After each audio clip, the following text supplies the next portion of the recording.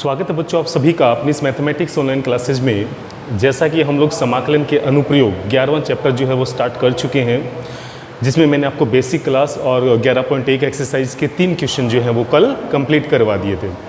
उम्मीद करता हूँ कि वो सारे क्वेश्चन आपने अच्छे से निकाले होंगे, आपको अच्छे से समझ में भी आए होंगे।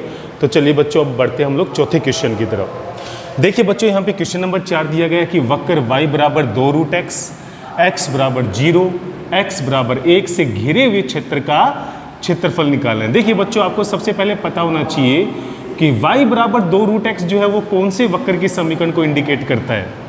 जब आप इस वक्र का वर्ग करेंगे बच्चों तो आपके पास यहाँ पे आता है y² बराबर में 4x। क्या आता है यहाँ पे? y² बराबर में 4x। तो बच्चों y² बराबर 4x जो है वो आप देख के ही समझ जाएंगे कि ये कौन से वक्र की समीकरण है, यहाँ पे परवलय की समीकरण है। तो देखिए बच्चों जब मैं सबसे पहले यहाँ पे वक्र y बराबर 2√x यानी कि परवलय को ड्रॉ करता हूँ, तो जैसे मेरे पास यहाँ पे ये x अक्ष और y अक्ष मैंने यहाँ पे निर्देशांक अक्ष ले लिए।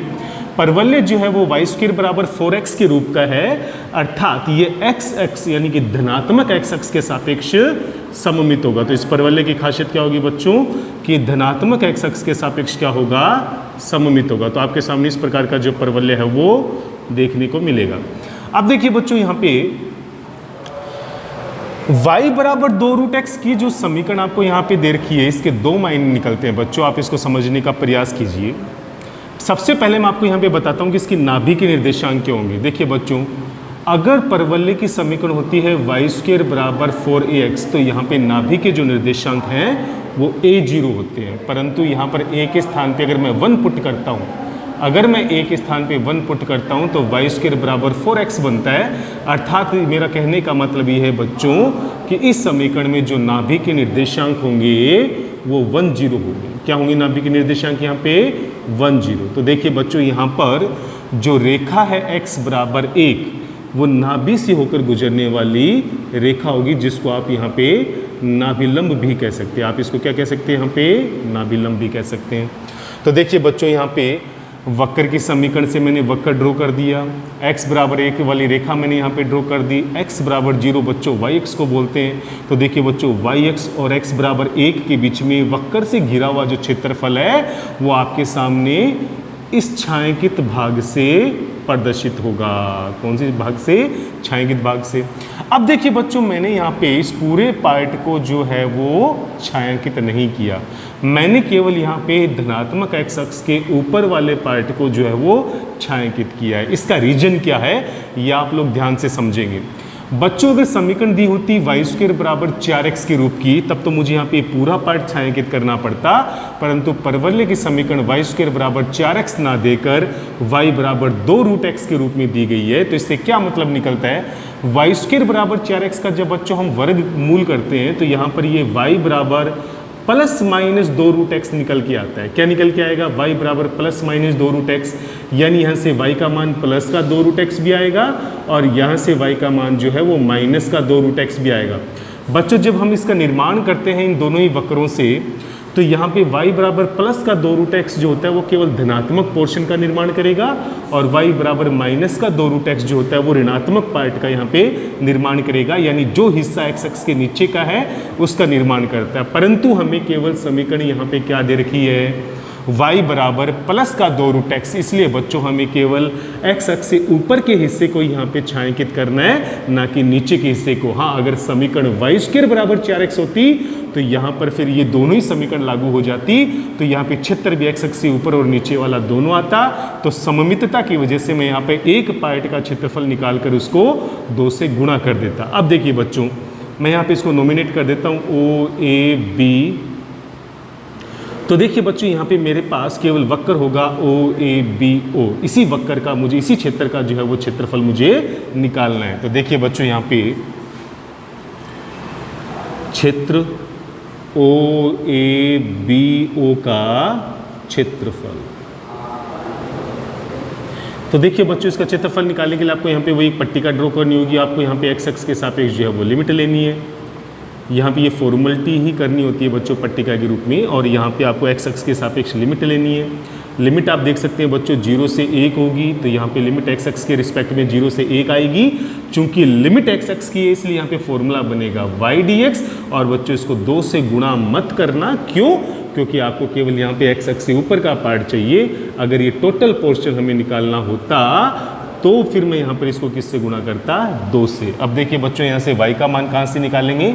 वक्र के समीकरण से आपको y का मान दिया हुआ है, जो आपको केवल यहाँ पे पुट करना है और उसको सोल्व करना है। तो देखिए बच्चों ये हो जाएगा 0 से 1 और y का जो मान है वो यहाँ पे 2 रूट एक्स और dx, 2 रूट एक्स और dx। तो देखिए बच्चों यहाँ पर क्या आएगा? 2 इंटू में रूट एक्स का जो इंटीग्रेशन होता है बच्चों वो हो जाएगा x की घात 3/2 और बट्टे में भी क्या आएगा? 3/2।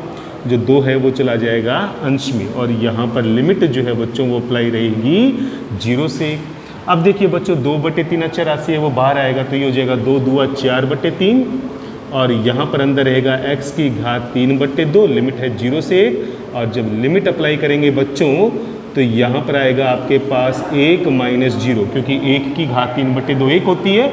तो कुल मिलाकर हमारे पास यहाँ पे 4/3 वर्ग इकाई के रूप में इस छायांकित भाग का क्षेत्रफल जो है वो प्राप्त हो जाएगा। बच्चों कुछ गाइड के अंदर यहाँ पे पूरा क्षेत्रफल निकाला हुआ है, जो कि सर्वथा गलत है, आप उसको थोड़ा ध्यान कीजिएगा। आपको यहाँ पे पूरा क्षेत्रफल नहीं निकालना है, क्योंकि समीकरण जिस रूप में दी गई है उसमें आपको केवल एक्स अक्ष से ऊपर का ही पोर्शन लेना है, ना कि नीचे का पोर्शन लेना है। इस वजह से बच्चों आपको यहाँ पे केवल हाफ पार्ट का ही क्षेत्रफल निकालना है, जो कि 4/3 वर्ग इकाई के रूप में आपको प्राप्त हो जाएगा। क्वेश्चन नंबर 5 देखिए बच्चों, यहाँ पे दिया हुआ है y बराबर रूट एक्स, एक्स बराबर -3, एक्स बराबर +1 और x अक्ष। देखिए बच्चों यहाँ पे चारों की चारों रेखाओं के समीकरण है। देखिए बच्चों y बराबर मापांक x का मतलब क्या होता है ये आपको समझना पड़ेगा। y बराबर अगर सिंपल x होता तो ये एक सरल रेखा की समीकरण थी, परंतु y बराबर मापांक x है तो ये सरल रेखा, लेकिन यहाँ पे जब मापांक हटेगा बच्चों तो x की खासियत के अनुसार ये x के कुछ मानों के लिए पॉजिटिव होगा और कुछ मानों के लिए नेगेटिव खुलेगा। यानी कि यहाँ से आपको 2 समीकरण देखने को मिलेगी बच्चों। y बराबर प्लस का x भी यहाँ पे हो सकता है और यहाँ पे y बराबर माइनस का x भी लिया जा सकता है। इस वजह से यहाँ पे जैसे ही मैं मापांक को हटाऊंगा तो मुझे एक बार y बराबर प्लस x मिलेगा और एक बार मुझे y बराबर माइनस x मिलेगा। तो बच्चों यहाँ पे मापांक का यही मतलब होगा। तो y बराबर मापांक x के रूप में आपको यहाँ पे 2 अलग अलग रेखाओं की समीकरण दी गई है। इसको आप लोग ध्यान से समझिएगा। तो कुल मिलाकर यहाँ पर 1 2 3 4 और 5 रेखाएं हैं जिनको आपको ड्रॉ करना है निर्देशांक अक्ष में, और उसमें छायांकित हिस्सा कौन सा होगा उसका निर्धारण करके, लिमिट का निर्धारण करके आपको उस क्षेत्रफल को निकालना है। तो देखिए बच्चों मैं यहाँ पे निर्देशांक अक्ष की बात करूँ तो यहाँ पर ये मेरा निर्देशांक अक्ष है। y बराबर x, सबसे पहले मैं इसकी बात करूँ तो देखिए बच्चों y बराबर x जो होता है वो किसको प्रदर्शित करेगा, कौन सी रेखा को प्रदर्शित करेगा? तो देखिए बच्चों ये हो जाएगा इसका मूल बिंदु O। अब देखिए बच्चों यहाँ पे y बराबर प्लस एक्स कौन सी रेखा का समीकरण? मैंने बताया था कि जब केवल रेखा के समीकरण में x और y का पद आए, कोई अचर राशि नहीं आए और बराबर के दोनों तरफ जो है वो समान चिन्ह आए, तो वो एक ऐसी रेखा की समीकरण होती है जो मूल बिंदु से होकर गुजरती है और जो पहले और तीसरे चतुर्थांश से होकर गुजरेगी। तो देखिए बच्चों यहाँ पर इस रेखा के समीकरण को मैं किस प्रकार से ड्रॉ करूँगा? यहाँ पे जो रेखा दी गई है वो इस प्रकार से यहाँ पे ड्रॉ हो जाएगी। तो देखा बच्चों आपने, y बराबर प्लस एक्स जो है वो इस रेखा को इंडिकेट करेगा। y बराबर माइनस एक्स, बच्चों यहाँ पर भी कोई अचर राशि नहीं आई है, इसका मतलब यहाँ पर ये भी एक सरल रेखा की समीकरण है जो मूल बिंदु से गुजरेगी। तो इसमें भी आपको लेकिन देखना ये पड़ेगा बच्चों, बराबर के दोनों तरफ ये विपरीत चिन्ह के आए हैं दोनों ही चर, इसलिए ये मूल बिंदु से तो अवश्य गुजरेगी, परंतु ये दूसरे और चौथे चतुर्थांश से होकर गुजरेगी। तो देखिए बच्चों इस रेखा को जब हम ड्रॉ करते हैं तो देखिए अपने पास इस प्रकार से एक रेखा प्राप्त हो जाएगी। तो ये हो जाएगी बच्चों यहाँ पे y बराबर माइनस एक्स वाली रेखा की समीकरण। तो बच्चों ये तो हो जाएगी यहाँ पे y बराबर प्लस एक्स और ये हो जाएगी यहाँ पे y बराबर माइनस एक्स। अब देखिए बच्चों x बराबर -3, x बराबर -3 लेते हैं बच्चों। देखिए बच्चों जब मैं इसको ड्रॉ करूँगा यहाँ पे तो मेरे पास क्या आएगा, x बराबर -3 वाली जो रेखा है वो इस रूप में आपको यहाँ पे प्राप्त हो जाएगी। अब देखिए बच्चों जैसे मैं इस दोनों रेखाओं को आगे बढ़ाऊंगा तो मेरे पास यहाँ पे ये कौन सी रेखा को आगे जाके काटेंगी, x बराबर -3 वाली रेखा को जो है वो आगे जाके काटेंगी, और इस तरह से इन दोनों रेखाओं को आपको आगे बढ़ाना होगा। यहाँ पर भी जब इस रेखा को आगे बढ़ाएंगे बच्चों तो ये भी आगे जाके x बराबर -3 वाली रेखा को काटेगी। अब देखिए बच्चों यहाँ पे x बराबर +1, तो बच्चों अगर इतनी डिस्टेंस हमने -3 लिए तो x बराबर 1 इसी के अकॉर्डिंग जब हम लेंगे तो देखिए बच्चों मैं इतनी डिस्टेंस को यहाँ पे x बराबर -1 मान के चलता हूँ, तो ये जो रेखा है वो x बराबर -1 को इंडिकेट कर रही है, माफ़ कीजिए x बराबर +1 को इंडिकेट कर रही है। मैंने इस बिंदु के निर्देशांक 1 0 ले लिए, तो इस बिंदु के निर्देशांक ऑब्वियसली कितने हो जाएंगे बच्चों, -3 0 हो जाएंगे। अब देखिए बच्चों यहाँ पे क्या प्रभाव पड़ेगा, क्षेत्र कौन सा होगा, क्षेत्र की बात करें y बराबर +x, x बराबर -3, x बराबर 1 और x अक्ष, तो कहने का मतलब बच्चों x अक्ष अगर यहाँ पे नहीं होता तो क्षेत्र कौन सा होता, और अब क्षेत्र कौन सा होगा, इससे क्या प्रभाव पड़ेगा। देखो बच्चों यहाँ पर क्षेत्र जो है अगर x अक्ष नहीं होता तो दोनों रेखाओं के बीच में x बराबर -3 के साथ घिरा हुआ क्षेत्र ये हो गया, और दोनों रेखाओं के बीच में x बराबर 1 से घिरा हुआ क्षेत्र ये हो गया। परंतु बच्चों यहाँ पे x अक्ष आने से अब क्षेत्र या तो ऊपर वाला आएगा या क्षेत्र x अक्ष से नीचे वाला आएगा, क्योंकि ये x अक्ष जो है वो इस पूरे क्षेत्रफल को, जो सममित क्षेत्रफल था x अक्ष के सापेक्ष, उसको रोक लेगा, उसको ब्रेक कर देगा। या तो क्षेत्रफल ऊपर वाला लेना पड़ेगा या क्षेत्रफल नीचे वाला लेना पड़ेगा। देखिए बच्चों मैं यहाँ पे छायांकित हिस्सा बना रहा हूँ, आप इसको ध्यान से समझने का प्रयास कीजिए। और मैंने यहाँ पे यही भाग क्यों लिए है और मैंने यहाँ पे टोटल हिस्सा क्यों नहीं लिया, आप ध्यान से समझिएगा। दोनों रेखाओं के बीच में x बराबर -3 और x बराबर 1 के बीच में जो क्षेत्रफल था, अगर इतना ही दिया होता, अगर यहाँ पे x अक्ष नहीं होता तो बच्चों ये वाला पूरा पोर्शन और ये वाला पूरा पोर्शन जो है वो इस छायांकित हिस्से के क्षेत्रफल के अंतर्गत आता। परंतु बच्चों x अक्ष यहाँ पे आने से ये क्षेत्रफल जो है वो दो हिस्सों में बंट जाएगा, यानी यहाँ पे x अक्ष जो है वो इस रेखा को रोक लेगा। अब क्षेत्रफल या तो इस x अक्ष से ऊपर वाला होगा या फिर x अक्ष से नीचे वाला होगा। ये टोटल यहाँ पे नहीं हो सकता बच्चों, क्योंकि यहाँ पे x अक्ष जो है वो इस क्षेत्र को रोक रहा है, तो यहाँ पे सममितता वाला केस नहीं आएगा कि आपको टोटल का निकालना हो। ये सममितता वाला केस तब आता जब यहाँ पे x अक्ष नहीं होता, ये पूरा क्षेत्रफल हमें निकालना होता, तब ये क्षेत्रफल जो है वो x अक्ष के सापेक्ष सममित होता। तो फिर मैं आधे पार्ट का यहाँ पे क्षेत्र निकाल कर उसको 2 से गुणा करता। परंतु बच्चों यहाँ पे x अक्ष आने से क्षेत्रफल मुझे या तो ऊपर वाला लेना होगा या फिर मुझे नीचे वाला लेना होगा। तो x अक्ष आने से यहाँ पे या की स्थिति उत्पन्न हो जाती है, और अगर आप ये लोग ये टोटल ले लोगे गलती से, अगर आप इसको 2 से गुणा कर दोगे तो फिर यहाँ पे x अक्ष वाली लाइन का कोई महत्व नहीं रह जाता बच्चों। इस वजह से आप लोग इसको सोल्व करते वक्त क्षेत्र को या तो पॉजिटिव वाली डायरेक्शन में यानी x अक्ष से ऊपर लोगे या फिर x अक्ष से नीचे लोगे। चूंकि नीचे लोगे तो फिर आपको मापांक लगाना पड़ेगा, तो बेटर होगा कि क्षेत्रफल जो है वो आप x अक्ष से ऊपर ही लो। तो देखिए बच्चों इस क्षेत्र का क्षेत्रफल हम किस प्रकार से निकालेंगे। यहाँ पे देखिए बच्चों मैं आपको लिमिट देखिए, ये हो जाएगी यहाँ पे बिंदु O। इस क्षेत्र के क्षेत्रफल को कैसे निकालेंगे, मैं यहाँ पे 2 अलग अलग लिमिट्स के अंतर्गत 2 अलग अलग समाकलन यहाँ पे लूँगा। पहला देखिए बच्चों -3 से 0 की तरफ जाऊँगा और फिर 0 से लेकर 1 तक जाऊँगा। तो देखिए बच्चों यहाँ पे लिमिट किस प्रकार से निर्धारित करेंगे।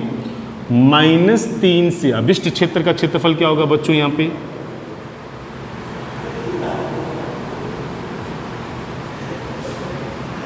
अभिष्ट क्षेत्रफल यहाँ पे क्या आएगा बच्चों,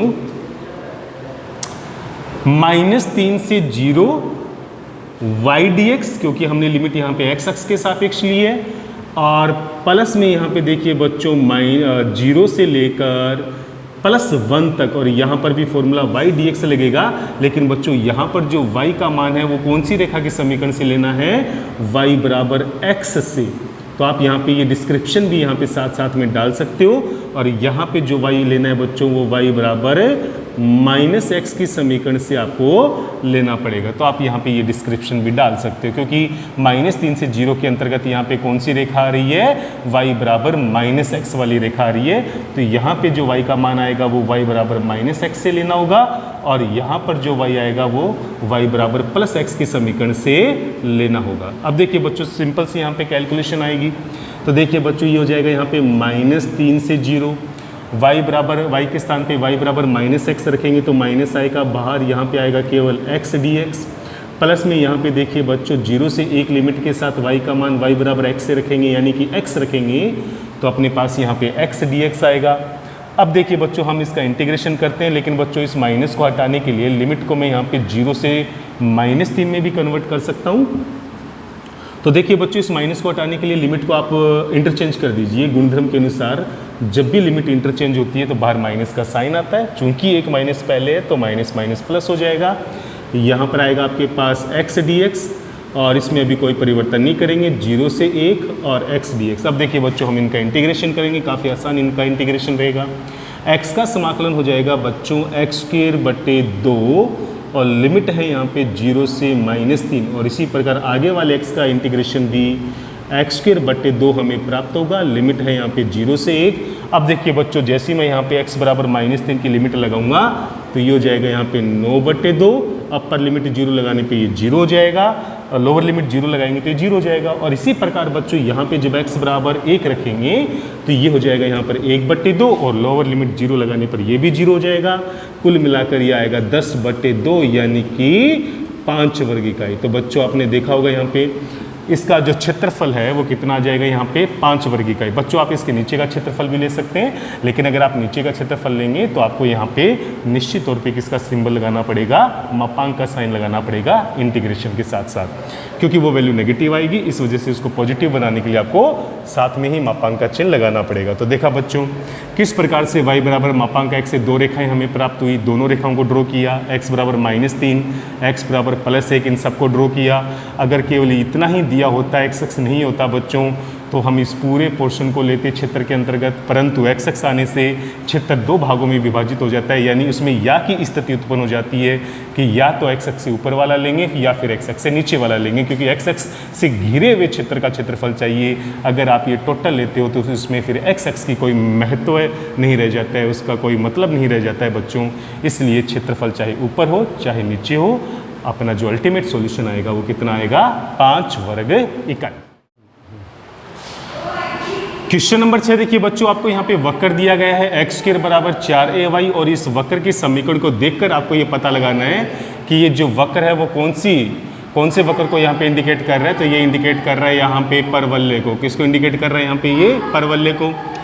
तो हम यहाँ पे परवलय ड्रॉ करेंगे। तो वक्र x² बराबर 4ay परवलय की समीकरण है। x अक्ष आपको यहाँ पे दिया हुआ है, साथ में रेखा x बराबर 2 से घिरे हुए क्षेत्र का क्षेत्रफल जो है हमें निकालना है। तो देखिए बच्चों, सबसे पहले हम यहाँ पे निर्देशांक अक्ष ड्रॉ करते हैं, उसके बाद में परवलय जो x² बराबर 4ay के रूप का। तो आपको अच्छे से पता है बच्चों, ये परवलय जो होता है वो y अक्ष के सापेक्ष सममित होता है। ये परवलय धनात्मक y अक्ष के सापेक्ष क्या होगा बच्चों, सममित होगा। अब देखिए बच्चों, इस परवलय की क्या खासियत रहेगी, यहाँ पे x अक्ष यहाँ पे दिया हुआ, तो x अक्ष तो ये वाली रेखा होगी यहाँ पे बच्चों। रेखा x बराबर 2 की बात करें तो यहाँ पर ये रेखा x बराबर 2 हम ड्रॉ कर लेते हैं। तो ये इंडिकेट कर रही है यहाँ पे x बराबर 2 को। तो देखिए बच्चों, यहाँ पे अपने पास जो छायांकित हिस्सा होगा इन तीनों ही वक्रों से घिरा हुआ, वो क्या होगा, वक्र x अक्ष x बराबर 2 से घिरे हुए क्षेत्र का जो क्षेत्रफल है वो इस छायांकित हिस्से के द्वारा यहाँ पे प्रदर्शित किया जा रहा है। तो देखा बच्चों, यहाँ पे ये जो छायांकित हिस्सा आपको दिखाया गया है बच्चों, वो यहाँ पे अभिष्ट क्षेत्रफल है, जिसका क्षेत्रफल हमें निकालना है। वक्र x अक्ष और रेखा इन तीनों से घिरा हुआ क्षेत्र जो है वो छायांकित भाग के द्वारा यहाँ पे प्रदर्शित किया गया है। तो देखिए बच्चों, बहुत आसान रहेगा ये क्षेत्रफल निकालना। सिंपल, आपको लिमिट यहाँ पे 0 से, क्योंकि मूल बिंदु के निर्देशांक 0 0 होते हैं, तो आपको लिमिट यहाँ पे 0 से 2 लेकर और वक्र के समीकरण से y का मान निकालेंगे तो इससे नीचे का क्षेत्रफल आपको प्राप्त हो जाएगा। तो देखिए बच्चों, यहाँ पे क्षेत्र OABO का जो क्षेत्रफल है वो हमें कैसे प्राप्त होगा बच्चों, लिमिट लगाएंगे हम 0 से 2 और यहाँ पर आ जाएगा y dx, क्योंकि लिमिट x अक्ष के सापेक्ष लगी है तो यहाँ पे dx आएगा, और dx के साथ हमेशा क्या आता है, y। तो देखिए बच्चों, यहाँ पे आ जाएगा 0 से 2। y का जो मान है वो वक्र के समीकरण से निकालेंगे। तो वक्र के समीकरण से y का जो मान है बच्चों वो x²/4a आता है। तो y का मान मैं जैसे यहाँ पे रखता हूँ तो देखिए बच्चों, x²/4a और यहाँ पर आ जाएगा dx। बट्टे वाला 4a चूंकि अचर राशि है वो इंटीग्रेशन से आएगा बाहर, तो 1/4a तो आ जाएगा इंटीग्रेशन से बाहर, और यहाँ पर x² का समाकलन हो जाएगा x⁻³ और लिमिट यहाँ पे अप्लाई होगी 0 से 2। अब देखिए बच्चों, ये 3 भी अचर राशि बाहर आकर बना लेगा 1/12a और अंदर बचेगा केवल x⁻³ लिमिट है 0 से 2। तो देखिए बच्चों, 1/12a इंटू जैसे मैं x के स्थान पे 2 रखता हूँ तो मुझे 2⁻³ 8 - 0 यहाँ पे प्राप्त होगा। तो कुल मिलाकर ये 8/12A आएगा। और 8/12A को जब 4 से कैंसिल करते हैं बच्चों तो ये आएगा 2/3A। 2/3A वर्ग इकाई के रूप में हमें हमारा अभिष्ट क्षेत्रफल जो है वो प्राप्त हो जाएगा। तो देखो बच्चों, काफ़ी आसान क्वेश्चन है। यहाँ पे केवल आपको एक परवलय दिया गया था, x अक्ष और x बराबर 2 के मध्यवर्ती क्षेत्र का क्षेत्रफल आपको निकालना था, अर्थात इस हिस्से का क्षेत्रफल आपको यहाँ पे निकालना था। तो सिंपल आपने लिमिट 0 से 2 के साथ वक्र के समीकरण से y का मान यहाँ पे अप्लाई कर दिया और छोटी सी कैलकुलेशन के बाद में 2/3 वर्ग इकाई के रूप में आपने इस क्षेत्र का क्षेत्रफल प्राप्त कर लिया। तो बच्चों, आज के लिए हम लोग इतना ही करेंगे। छोटे वीडियो बना रहे हैं हम लोग, कम समय के वीडियो बना रहे हैं, और वो सब इसीलिए कर रहे हैं बच्चों ताकि आपके ऊपर सिलेबस का ओवरलोड नहीं हो। आप लोग जितने भी क्वेश्चन करवाए जा रहे हैं वो बहुत अच्छे से कर लें।